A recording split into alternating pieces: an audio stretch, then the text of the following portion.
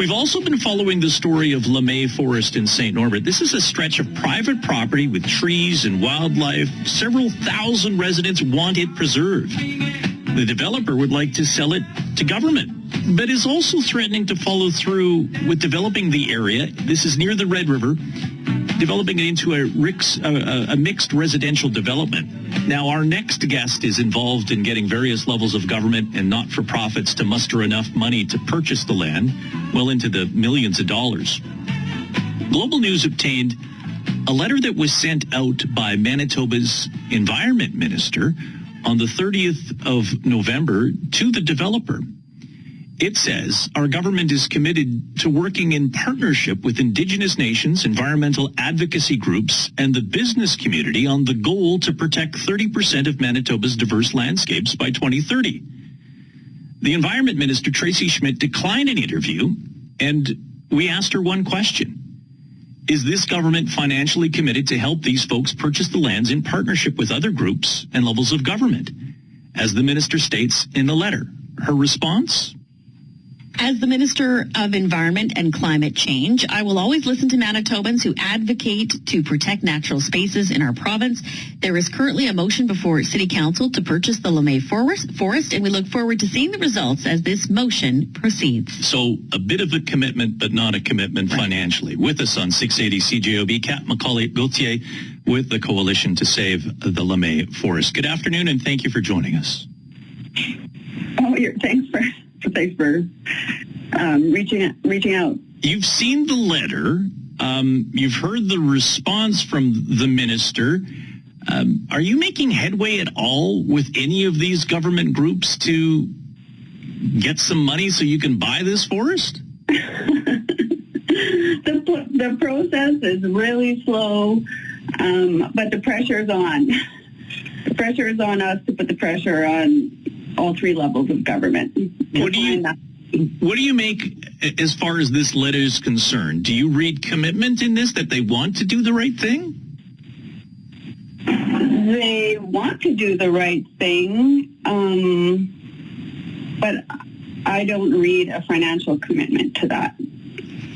Kat, and I'm going to play devil's advocate here. I don't know if it's the right thing, because I think a lot of taxpayers would say to you, we have a government today that is saying the debt is now predicted to be $1.6 billion. We know that the city's latest financial report shows that it is not balanced. And I think a lot of taxpayers might be sympathetic to your cause, but may say, Kat Macaulay-Gauthier, I am trying to pay my own taxes. I want to make sure there's garbage pickup and city buses on the road and, money from the province to clear roads and those kinds of things. We just can't spare the cash right now. And if somebody wants to save the Lemay Forest, they'll have to, for lack of better terms, go fund me to make it happen.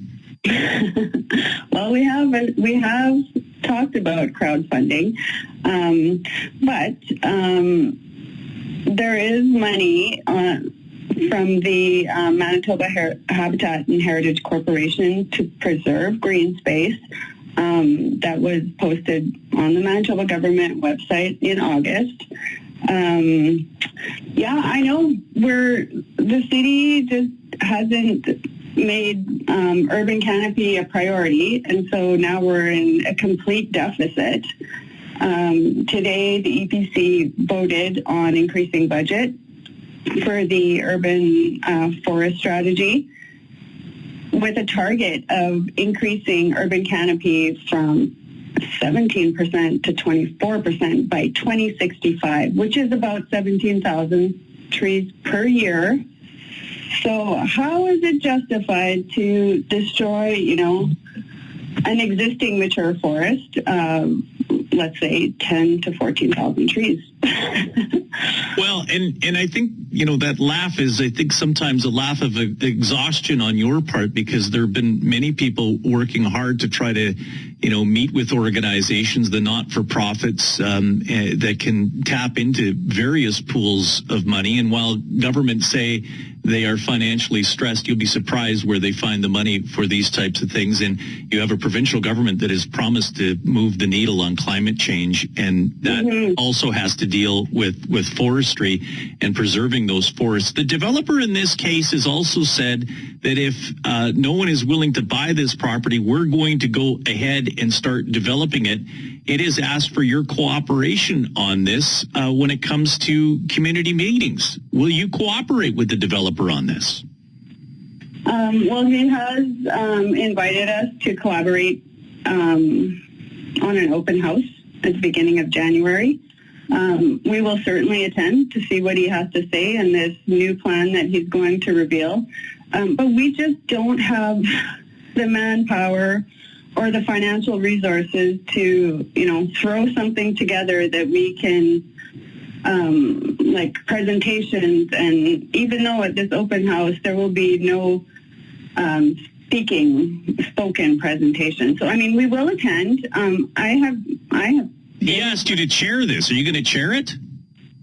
No.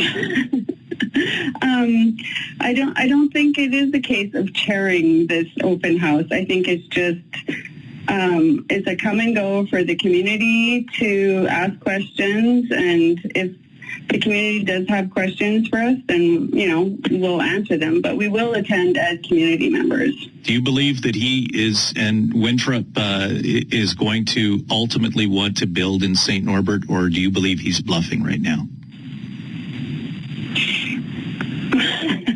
Putting me on the spot. That's what I do. I know. Thanks a lot.